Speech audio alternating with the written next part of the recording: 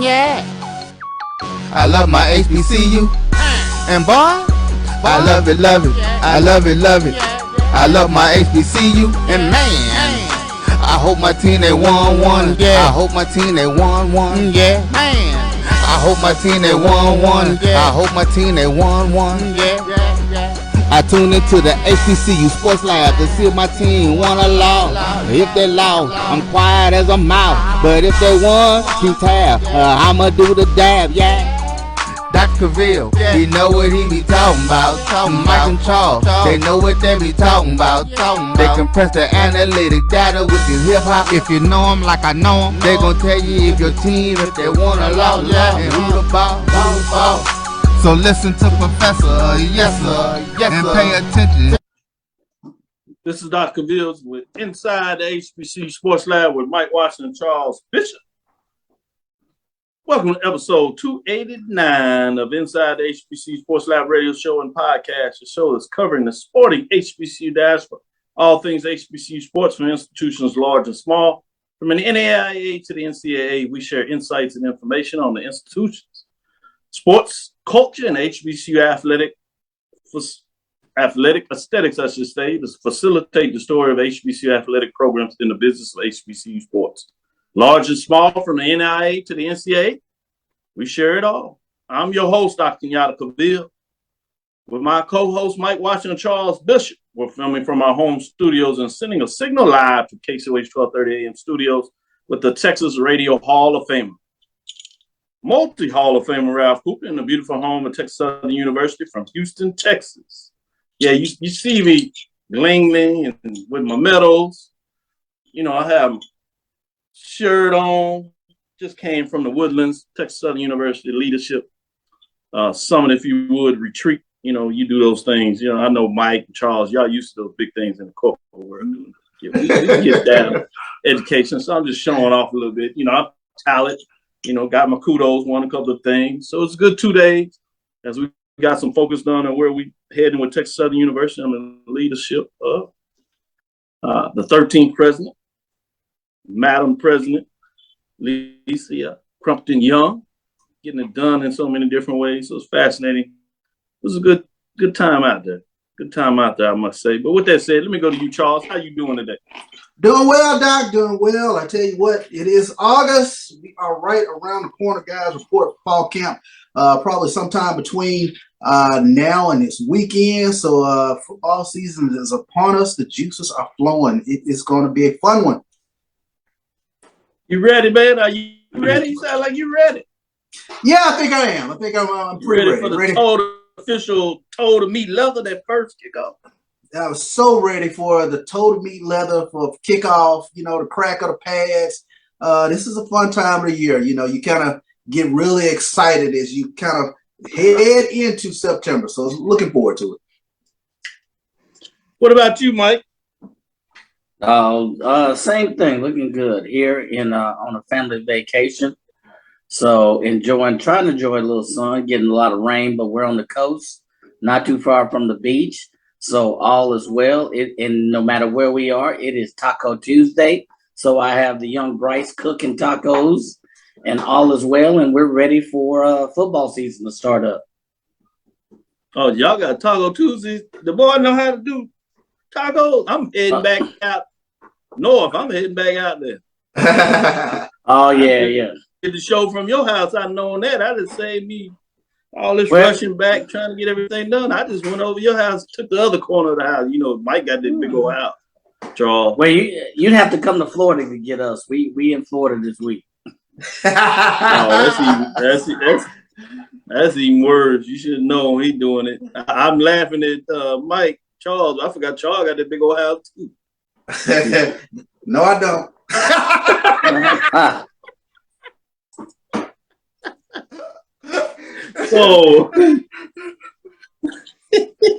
So Mike and Charles, let's get back into it. Let me stick with you, Mike, in terms of what's on your news for the HBCU Sport News of the week.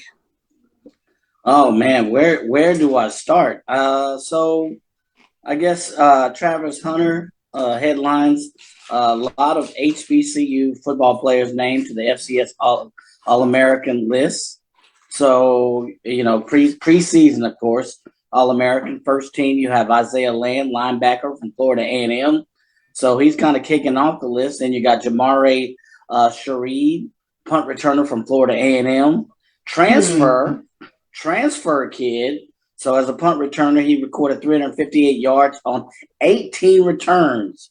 He also carried scored on a 59-yard punt return against Mississippi Valley. So we look for big things from him. And then you got the second team. You got Kamari Everett, who's the tight end for Bethune-Cookman. He's been tagged by many as the tight end of the country. This comes, let me give credit where credit is due, to HBCU Sports. So I got a number of sources on this one. Everett was the only player in the SWAC to have at least 50 receptions, 800 receiving yards, and 10 touchdowns. As I look at the 2021 season stats pulled up, that was acknowledged by several social media sites and HBCUsports.com. Jablonski Green, defensive lineman for South Carolina State. Jordan Lewis, defensive lineman for Southern, is also on the second team. And Isaiah Bolden, kick returner from Jackson State. Some would argue that he should have been first team. And I'm one of those folks. Then you got the FCS preseason All-American third team. And here's another surprise for me. Abdul Fatih Ibrahim, wide receiver for Alabama A&M. In my book, he should have been first team, second team, but he's third team FCS preseason. So he is a big reason why Alabama A&M still has one of the most potent offenses in the SWAC. So he's recorded, a leading 1,000 receiving yard seasons, 60+ receptions. So Ibrahim is the business. Xavier Smith, wide receiver from Florida A&M. Last season, he had 60+ receptions, 713 receiving yards. And then Mark Evans, offensive lineman from UAPB. And last but not least, Travis Hunter, DB, Jackson State. All right, true freshman, HBCU player to be selected on this preseason team. So Hunter enters the college ranks as the highest recruit. Everybody knows that. We've seen all the press clippings. But expect big things from Travis Hunter this year. I mean, you've heard the hype. But from what Charles can probably tell you more than I can, he is the business. So those are your HBCU players on the FCS preseason All-American list. Well, Charles, since Mike threw you the fastball, what do you think? He was putting people on and off the list. I did like the fact that, he wasn't just somebody sitting out there that says somebody shouldn't be on the list or why somebody on the list. He decides why they shouldn't be on the list, and he put the other person on there. I like when you do that. You take somebody off, then you got to say who's going to be on there. I want to get your opinion since we all opinionated. Give me an observation. You tell me, Charles, where you at on this All-American list that Mike just walked down like he in the back of a classroom lecturing somebody? I feel Mike on Isaiah Bolden. Isaiah Bolden, I think, is one of the most dynamic kick returners in the nation. So I expected him to be higher on the list. So he's just one of those dangerous people that if you kick to him, he reminds me of the young man who was at Southern, I believe, 2 or 3 years ago, Willie Quinn. You didn't want to kick to him. Yep. You did not want to kick to him whatsoever. And I believe Isaiah Bolden is that same type of individual. You kick it deep to him, bad things can happen on your kickoff team if you're not fundamentally sound and disciplined. Great point. Bad things can happen. Bad things can happen. Not good at all. Before I go back to you and get your thoughts on the news of the day, what you want to discuss, David Barnett says, "What's up, Charles?" Chuck Hunt says, checking in from Monroe, Louisiana. G. Boom Holly finishing up the second summer term and getting ready for football campus to open up this week. Yeah, camp is open for a lot of folks. A couple more folks are getting things open as well. Noel Price says, checking in from Jacktown. Good evening, Dean, Professors Chuck and Miles. D, I love. Now, that's pretty nice when they put your professor in front of Chuck.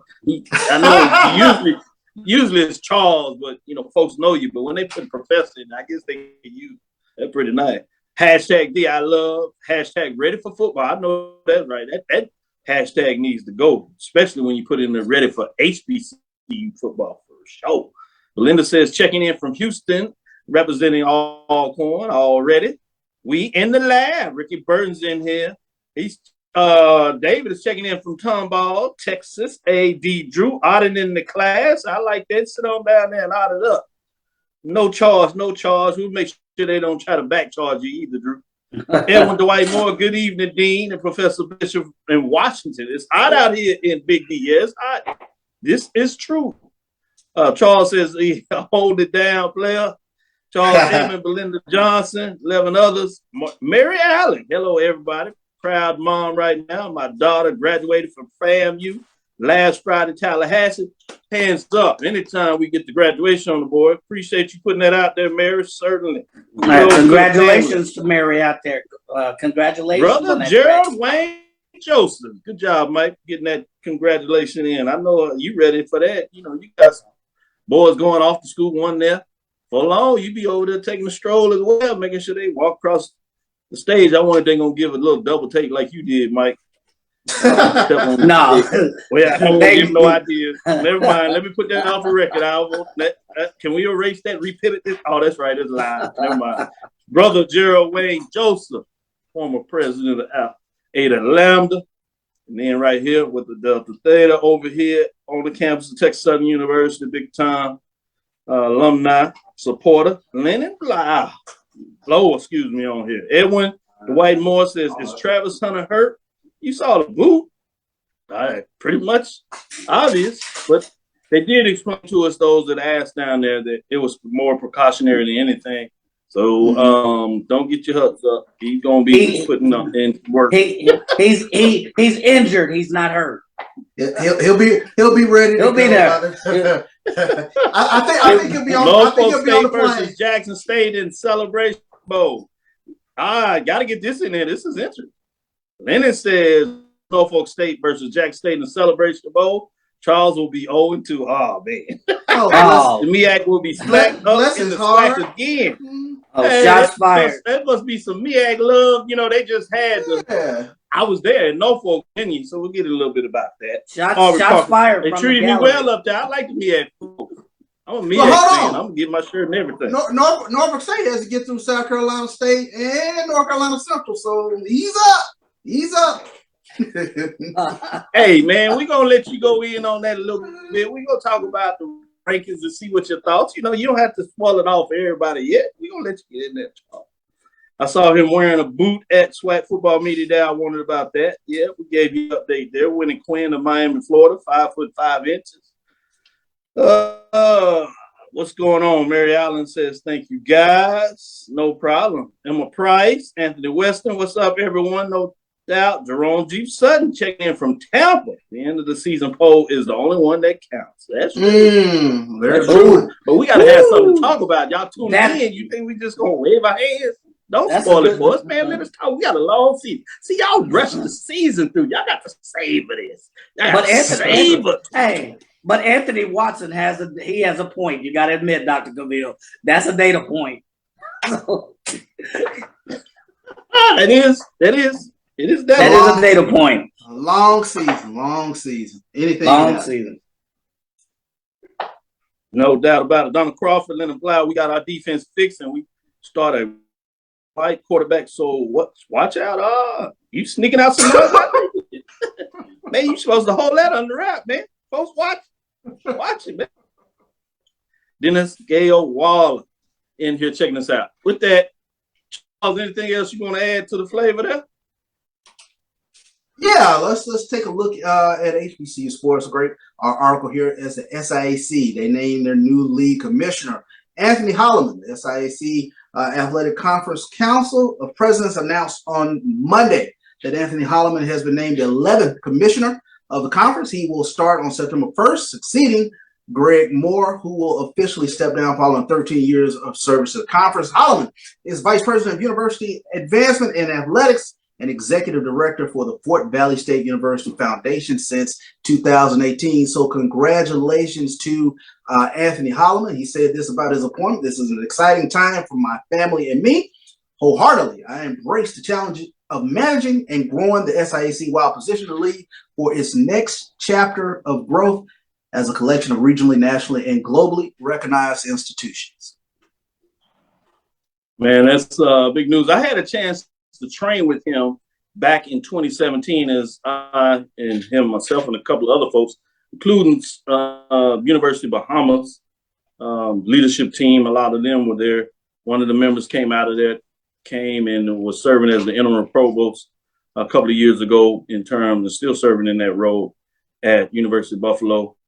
And Holloman was down there. Interesting in terms of how he got in athletics, coming from the assessment side most recently. Then he served as assessment along with as the vice president of athletics at Fort Valley, and now the commissioner. A.D. Drew jumps on here and just said that he worked with Holloman. Tuskegee, as he moved around there. So it's fascinating. Congratulating for him. Let's take our first break, and on the other side, we can come back and get your thoughts in terms of what did that mean for the SIAC. A lot of expansion news there taking place, and a lot of good growth things are going on at SIAC. So I'd like to hear what you think maybe some directions that it would be interesting to see about the SIAC as they move forward under the leadership of Holloman. That will be right back after this first break. Are you hungry for authentic Caribbean food like jerk chicken, oxtail, red snapper, shrimp, tofu, and rasta pasta? Well, find your way over to Mango's Caribbean Restaurant, 180 Auburn Avenue, right next to Royal Peacock in downtown Atlanta. Them belly full, but we hungry. Mango's Caribbean Restaurant, open daily from 11 a.m. to 10 p.m. And on Friday and Saturday, we're open till 4 a.m. Come to Mango's and put some spice in your life. So we've got a good thing going. Mango's Caribbean Restaurant, 180 Auburn Avenue, right next to Royal Peacock in downtown Atlanta. For more info or directions, call 404-698-3992 or log on to mangoscaribbeanrestaurant.com. For instant coupons, text MANGOS to 313131. Tell your mama hungry, papa hungry, brother hungry. Mango's Caribbean Restaurant, authentic Caribbean cuisines. Open up the door, tell your mama hungry. Since 2002, Empowerment Resources, Inc., a nonprofit organization, has empowered more than 1,500 youth and adults in Duval and surrounding counties. Through its programs, Journey into Womanhood, Girls Mentoring, Life Skills for Teens, and Parenting Education Coaching. To get involved with programs, volunteer, or donate, visit www.empowermentresourcesinc.org. Follow us on social media, facebook.com/empowerment.resources and instagram.com/empowermentjax. For 200 years, Montgomery, Alabama has been making history by people who had the courage to stand up for change. Today, this riverfront city has been reborn, embracing the past and looking forward to the future. From the National Memorial for Peace and Justice to the stage of the Alabama Shakespeare Festival, this is where history was and is made. We are proud to call Montgomery home, and together, we can be the change. Press the analytic data with the hip hop. If you know them like I know them, they gon' tell you if your team, if they wanna love, and who the ball. So listen to Professor, yes sir, and pay attention, cause he gon' teach a lesson. This is Dr. Cavil inside the HBCU Sports Lab with Mike Watson, Charles Bishop. Some good chatter in the space over here. Those folks getting in here, texting back and forth, good dialogue. People rolling and laughing, good content. Keep it coming, keep it coming. It's going to get even better as the season get into it. I'd stop and pause and kind of tease it out a little bit. You talked about the new SIAC commissioner. You know, it's a significant role when you talk about the 5 HBCU conferences, 4 of them playing football. With SIAC, you've seen growth in the SIAC in terms of what took place over the years for the SIAC under the previous leadership. So wanted to go to you, Charles. What are your thoughts in terms of the SIAC moving forward? Any particular things that you're looking that might take place with the SIAC? I'm looking forward to where they might go from here in terms of growth and leadership within the conference, especially when you take a look geographically, sitting right in between, so to speak, the major conferences, as you mentioned, the SWAC and the MEAC, but they've cut out their own niche in terms of great quality product, great football programs, great athletic programs as a whole. So trying to see where Mr. Holloman takes this conference going forward. Mike, as I was saying, Greg Moore was the previous SIAC, and you saw a lot of expansion growth come out of the time there. Yeah, also saw that with Allen and Edward Waters as they're making their transition. You've seen some other growth. What are your thoughts in terms of what you have coming in for the SIAC? In addition, Greg Moore just had the television deal. Obviously, you have the Red Tails Classic that has the SIAC name written all over it. So some big things in terms of what's going on with the SIAC. What else do you see taking place? Or what are you looking for that may take SIAC to the next level in terms of just more exposure? Well, a couple of things that I've seen that I expected to see that occurred. Number one, with the SIAC was the more coverage. I didn't know what that looked like, but you knew that there was more coverage coming for the SIAC, with their new deal. The other thing is, I think CB put it great, is their footprint makes them a viable candidate for some kind of expansion. I don't know what that looks like, what team may join them, but I think maybe they may be setting themselves up for expansion. And then the third thing that I think we don't talk about enough is we always think of this in terms of football, but what new sports will they bring to the fray in the SIAC? Will they, bring another golf pro? Will they bring another, swimming? Something that we haven't thought that's a little bit out of the box. That's kind of where I see that this new hiring is that, yeah, there's the normal stuff that we look at from a business point, more coverage. Number two, is there expansion potential? But number three, what can we do for our spring sports or other sports, or can we bring other schools in that upgrade the overall portfolio in terms of total sports capacity in the conference? And that's down the line. That's looking down the line by far. I worked with, Dr. William Lyde many years ago. They've had several commissioners since then. So I look, it's kind of gone 180 in terms of the business approach or the strategic approach of the SIAC. So I look for continued growth, but not growth just in terms of teams they can bring, but building the platform. What other teams can they build? What will they look at academics as well? So the classics are going to grow. I think they'll maximize their matchups as well, a lot more so than they've done in the past. I think the Red Tail Classic is just one example. I think maybe they may build on another classic a lot more than you've seen marketing for previous traditional SIAC, basically key matchups or what we call, blockbuster games in the HBCU diaspora. Man, I think it's fascinating when you talk about looking at it from the addition of sports, and we see that all over the NCAA Division II for HBCU programs as well as NIA. You see the Gold Coast Athletic Conference adding baseball and programs adding baseball. You see Virginia State and other Division II programs adding soccer, women's soccer, some lacrosse. So it's fascinating when you talk about it. And then you have Eddie Drew that reminds us that SIAC under Greg Moore added men's volleyball, 6 programs with a championship that's taken off. So that's a great point when you talk about maximizing the brand in terms of expanding to sports in a non-traditional platform outside of what we traditionally see in football, men's and women's basketball, and even some baseball. So fascinating, great point when you make that. Want to get into a little bit of the MEAC. Great time I've done down there in Norfolk. Really enjoyed it. The mix of the coaches, a lot of banter. You can talk about how proud they are and excited about the season.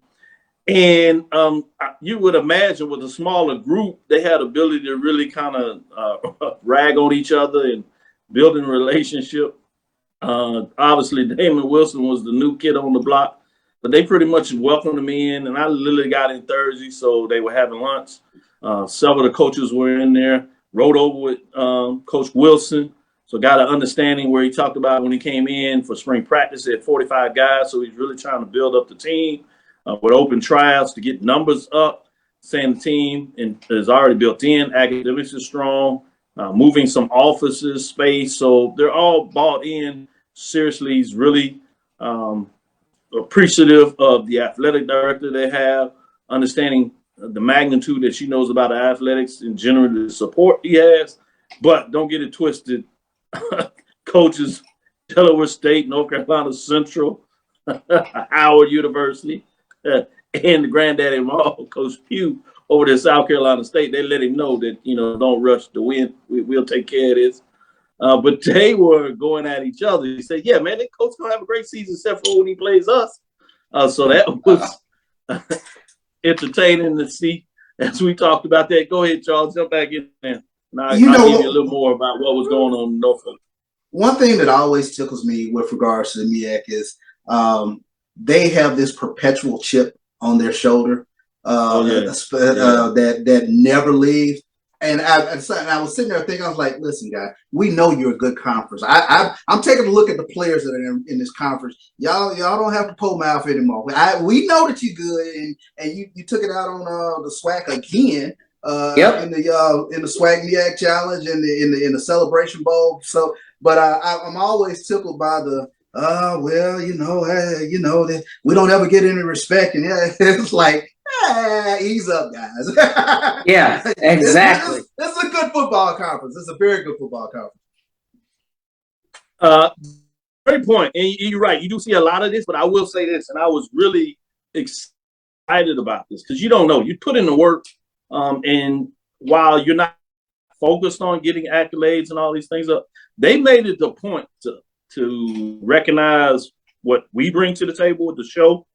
How I was there every Monday when they were doing their media day. There was a great appreciation for the work that we were putting in covering. And so a lot of that, to be frank with you, and they reminded me of that, it wasn't to us.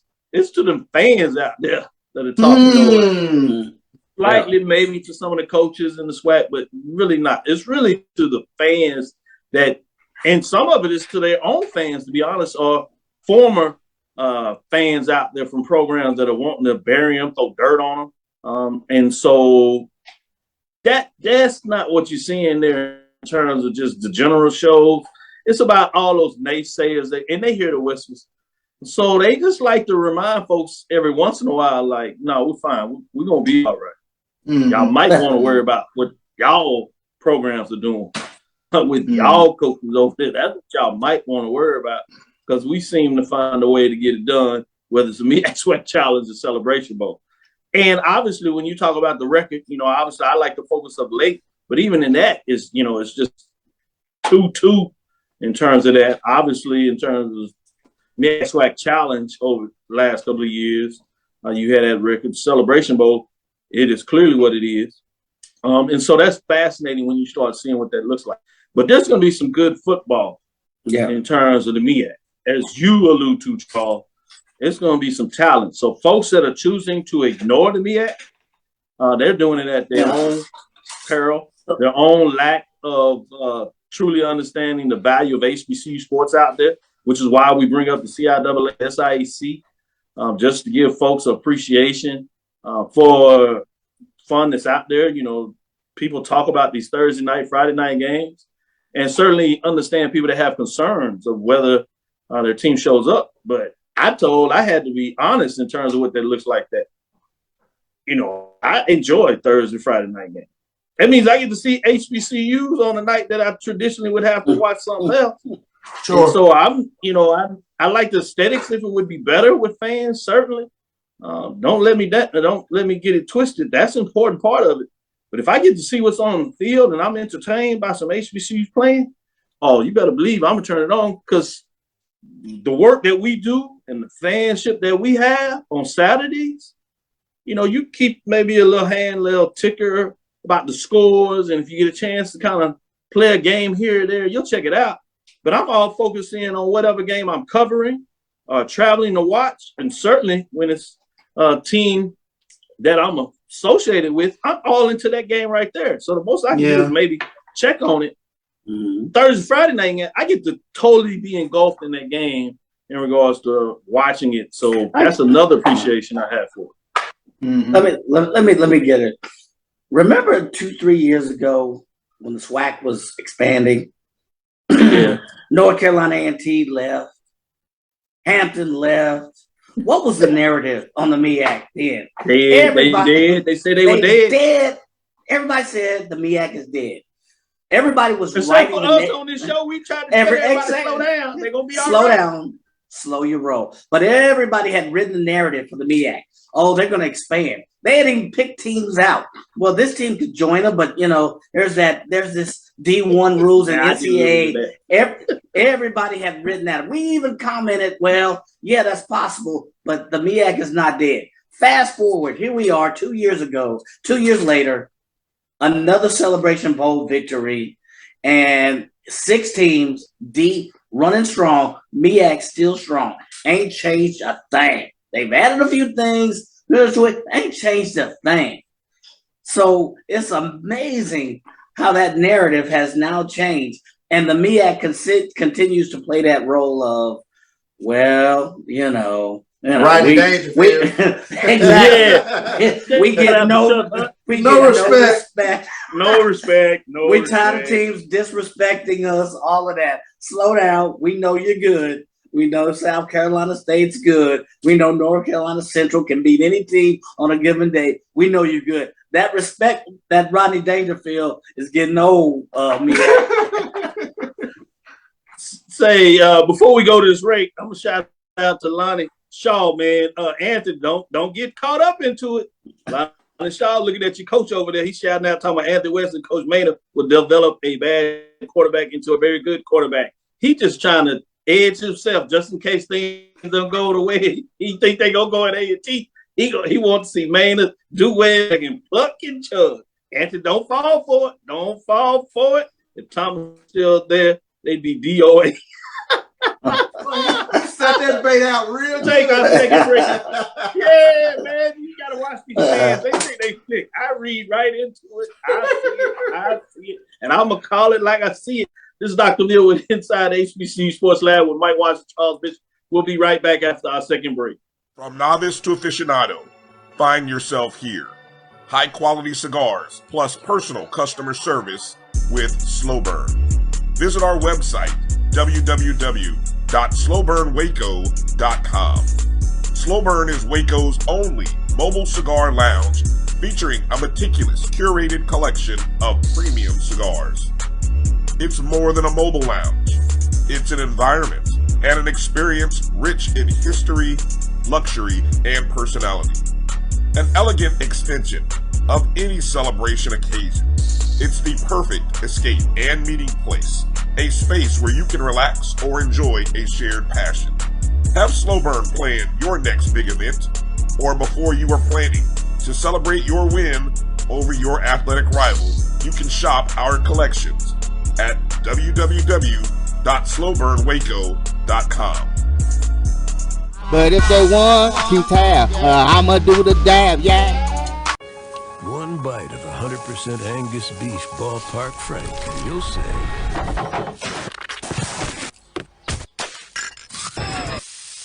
hello, summer. Oh yeah, it's ballpark season. Q Time is our classic Atlanta soul food restaurant located in the historic West End. Q Time Soul Food is a family business started by Fred and Christine Crenshaw. Come on in, relax, and sink your chops into our tantalizing, mouth-watering, distinctive soul food with a twist, the Q Time way. 1120 Ralph David Abernathy Boulevard, or call your order in at 404-758-2881. Do you miss your mama's cooking? Then come on down to Q Time, an Urban Passport member. Press the analytic data with your hip hop. If you know them like I know them, they gon' tell you if your team, if they wanna lose, and who the ball. So listen to Professor, yes sir, and pay attention, cause he gon' teach a lesson.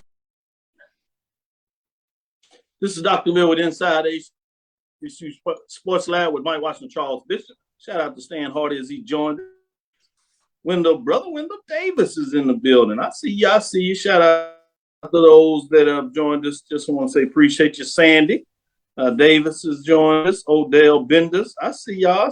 Appreciate the love. With that being said, Mike, I wanted to get your opinion on the MEAC schedule. I think we talked about this last year, but I'm still fascinated about that. I really like this flex schedule I see from the MEAC.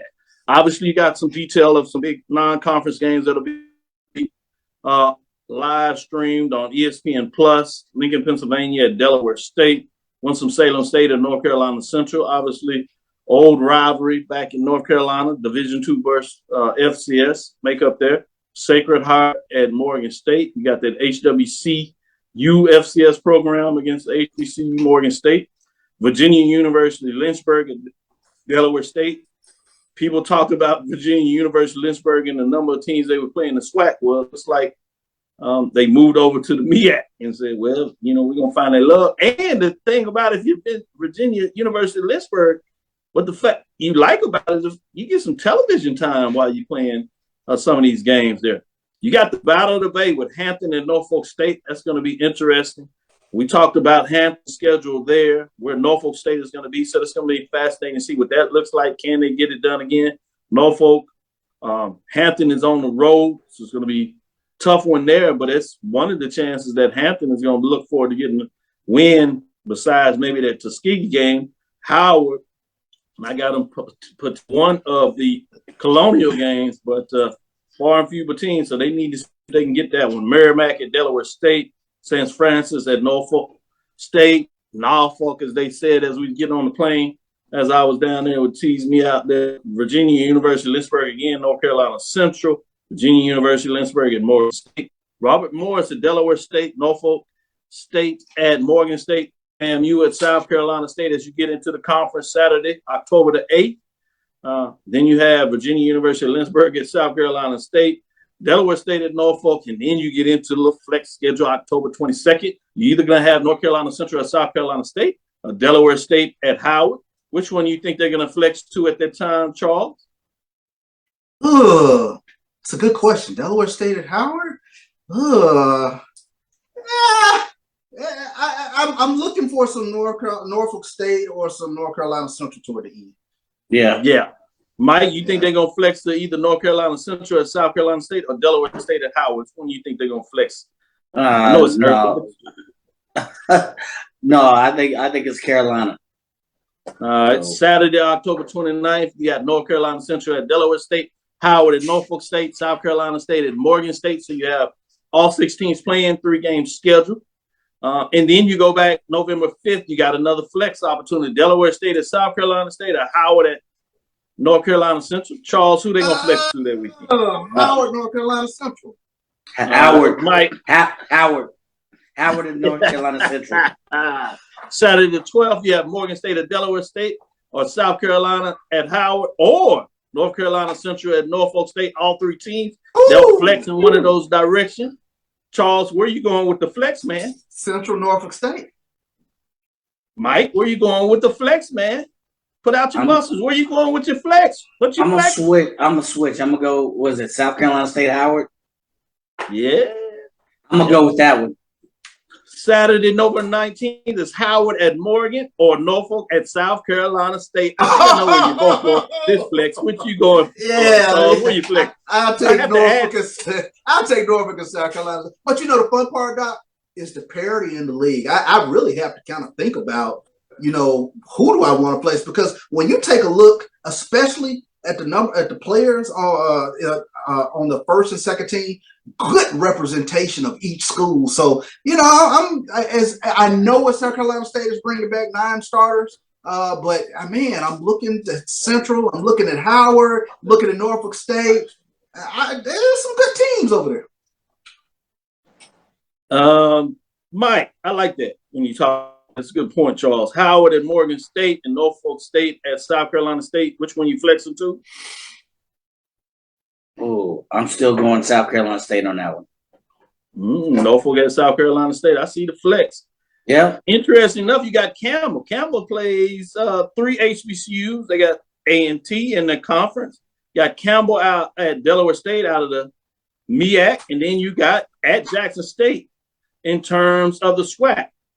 the first and the last will be homecoming games. So they either going to get understanding of HBCU homecoming or they're going to ruin a homecoming. It'll be interesting to see, or two, I guess you could say, what that may look like. Charles talked about the parity. So I want to get a little parity as obviously the predicted order finish was released. That's the coaches from the MEAC that's selecting that, and the SIAC. I want SIDs, I should say. At number 6, you have Morgan State. They got a first place vote. Talk about the respect of coming in with Coach Wilson. A lot of credit there, 26 points. So even though they picked last, there's some people that think they can do something. At number 5, you have Howard getting one first place vote, 52 points. Okay. Delaware State, one first place vote at 58 points. Norfolk State at 80 points, even though they haven't predicted order to finish third, clearly in the top 3, they did not get one first place vote. I'm interested in those 4, 5, and 6 that got one first place vote. I wonder, was that a coach or SIB? Number 2, North Carolina. Good question. One first place vote, 92 points. South Carolina State with 8 first place votes and 124 points. Clearly the favorite. As I tell everybody, I think they were a year ahead of the pace, so they scary. But as you saw last year, in terms of the parity that Charles talked about, there were a lot of close games. Have they grown that much? Do they still have the target on their back? Obviously, everybody's going to be after them. It's a little different when you know, the rabbit with the gun. Can they continue to get it done? I'm going to go to you, Charles, as you started to have some thoughts on this as I was reading up there. What jumped out as you were going to say, and what your thoughts in terms of this predicted order to finish? And then I'll ask you, the last question there is, do you have South Carolina State getting out of it? Do you agree with that? I do agree with South Carolina State in terms of what they bring back. And you take a look at, you talk about a team being loaded. Shaq Davis at wide receiver, he is probably one of the best wide receivers in the nation. But the parity in this league is what jumps out at me. Hold on, Charles. I hate to interrupt you, but I want to talk about this. The rest of I'll continue to check us out because the rest way through, we're going to look at top 3 positions. We'll look at quarterback. We'll look at wide receiver. We'll look at running back.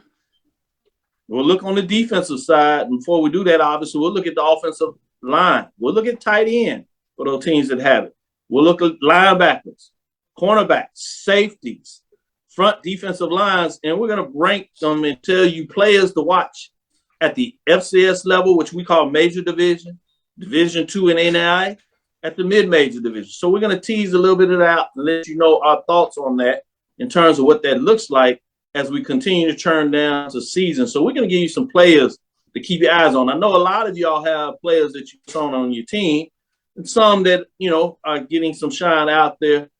But we're going to give you some other players to continue to look at to make sure you keep an eye on expectations. Sorry to jump in there, Charles, but go back as I was asking. What are your thoughts again in terms of the first place votes? I can go with South Carolina State, but here's the thing: when you take a look at 2 and 3, especially, and I had difficulty with North Carolina Central or Norfolk State. You know who should be 2 or 3.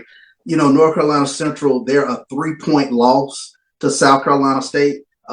They could have very easily been in the Celebration Bowl. They went 4-1 in MEAC play.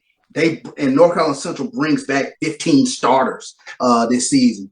Norfolk State, they got the preseason offensive player of the year in J.J. Davis. We know what Dawson Odoms can do with a running game.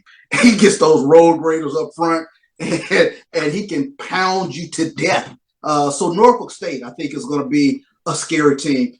One that kind of stuck out to me is Howard.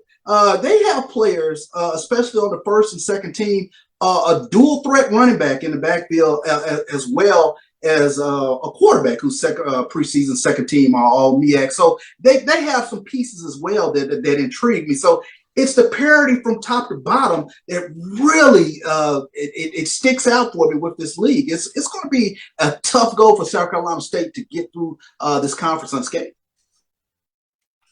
Well, you talk about Howard. Man, Howard came in there with a lot of confidence from the young men. Fascinating. You know, I had my ranking on where they were. They were one of the teams that gave me pause and was like, after talking to the players and the coaches, It's like, well, maybe I need to reevaluate where I had them in my predicted order of finish. Yeah. That's always bad to see what that looks like. And so those are some things that came to mind. Coaches, North Carolina Central, I think a lot of people sleeping on those Eagles. Yeah. But let's put a pin on it. I think Mike may think differently about the Eagles. We'll see what he has. He kind of flinched a little bit, like he wasn't ready to soar, as the coach told him, fly high. But we'll be right back after this break, and we're going to turn over and see what Mike says about the predicted order of finish in the MEAC, as we had just glossing over and looking over the 2022 MEAC Football Media Day that was held last Friday in Norfolk, Virginia. Stick with us. We'll be right back after this break. It's never too early to plant the seed, to share the tradition, and instill a sense of pride in your HBCU with your little ones. HBCU Pride and Joy Children's Boutique helps you share your school spirit with a wide selection of adorable kids apparel and accessories officially licensed from your favorite HBCU. Visit hbcupridejoy.com and follow us on all social media at HBCU Pride Joy on Facebook and Twitter.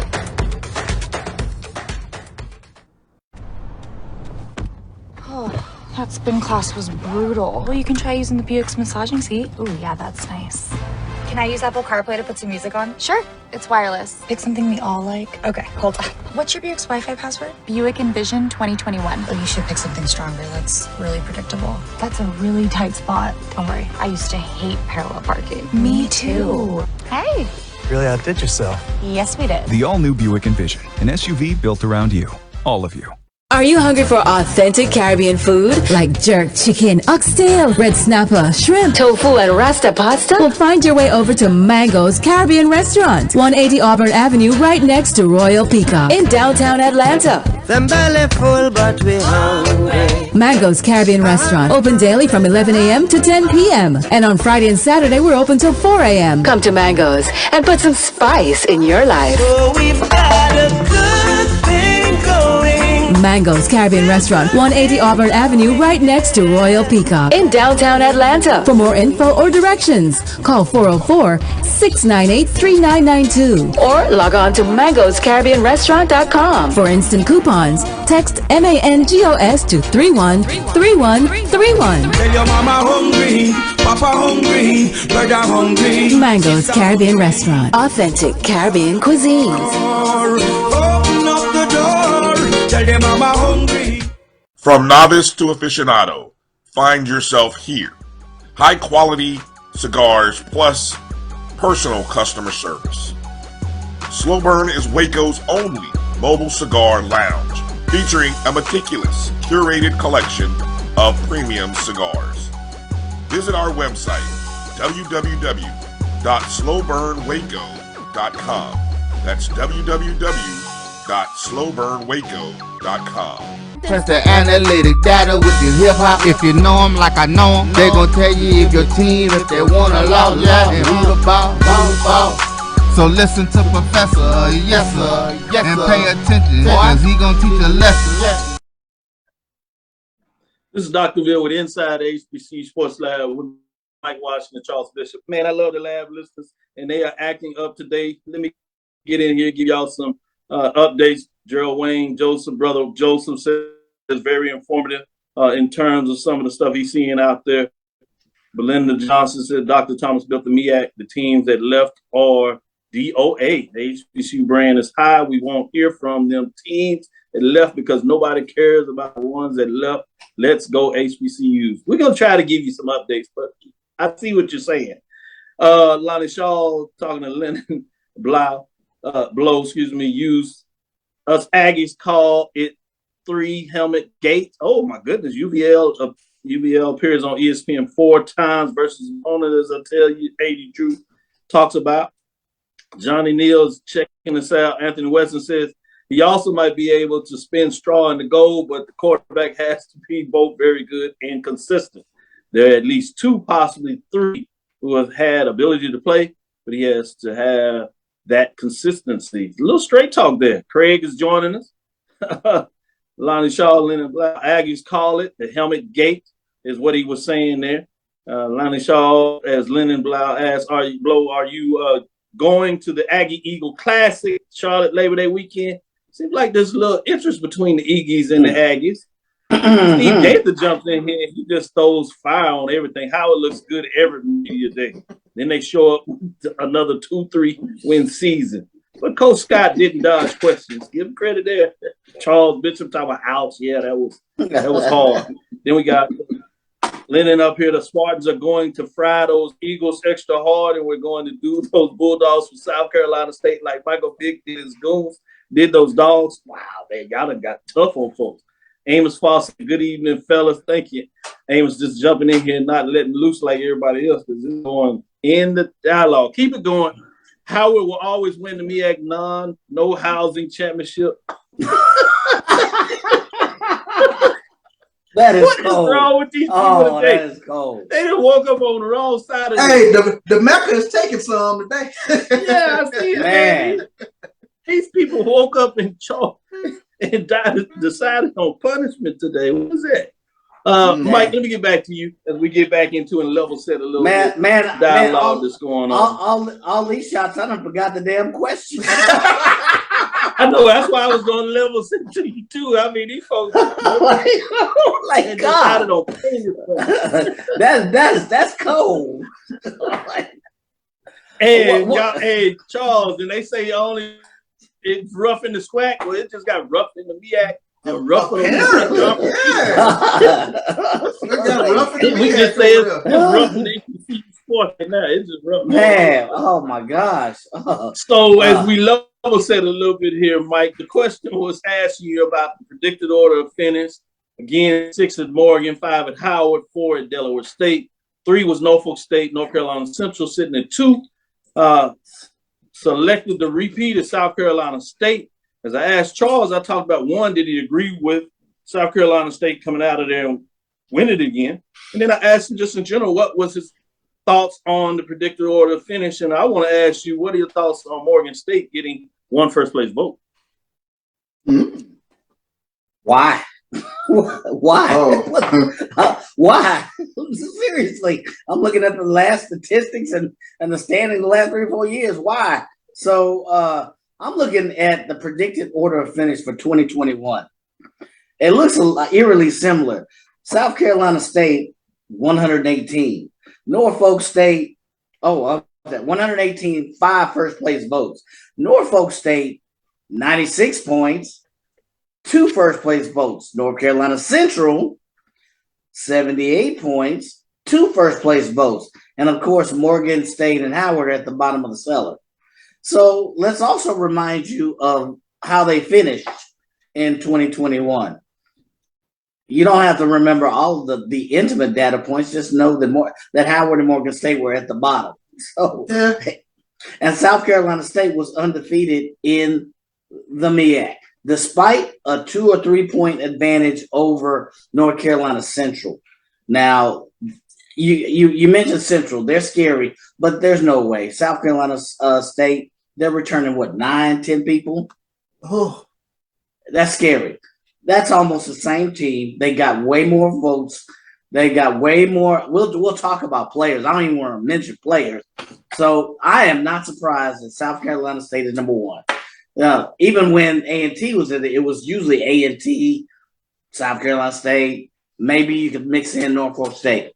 You also could say that Norfolk State, maybe Coach Odoms has 1 year in the fray. Maybe he's brought that defense but whatever. It's South Carolina. It's them Bulldogs, baby. I'm sorry. It's them Bulldogs. Well, William B.J. Levesque the second just came in, and South Carolina State is going to be undefeated in the MEAC again. So we got everybody been in on this, giving their thoughts. I will say this, we had this book that they gave us, had us read as I told you, came in and talked a little bit about the retreat, Texas Southern University leadership team, extended leadership team. And this one is The Disruption Mindset. While Charlene Lee, New York Times bestselling author and open leadership, really good stuff in here in terms of that. But I bring this in because now I see what you all were talking about for the show. You all came in with a disruption mindset. The lab listeners have a disruption mindset. Y'all just shaking everything out. While some organizations transform, while others fail. but leave it to the show for folks to get an understanding of the disruption mindset. So it's fascinating the way you break it down there. I did want to get back to this. Tune to us Thursday because we're going to look at the top 3 quarterbacks according to Charles, top 3 quarterbacks according to Mike. And we're going to look at it for the FCS, HBCU programs across the SWAC, MEAC. We'll bring in those independent programs. We'll also look at it at the mid-major level. That's NCAA Division II. NAIA, we're going to talk about the top 3 quarterbacks. And then we'll start going through various positions. But I'm fascinated to see as a homework assignment for the lab listeners, what are their thoughts in terms of the top 3 quarterbacks, regardless of the league, HBCU. Who do you come in this season looking to be a quarterback you have to keep a watch on? If you had to do your top 3 list at this predicted order of time, who do you have at the top of your top 3 quarterbacks across the board?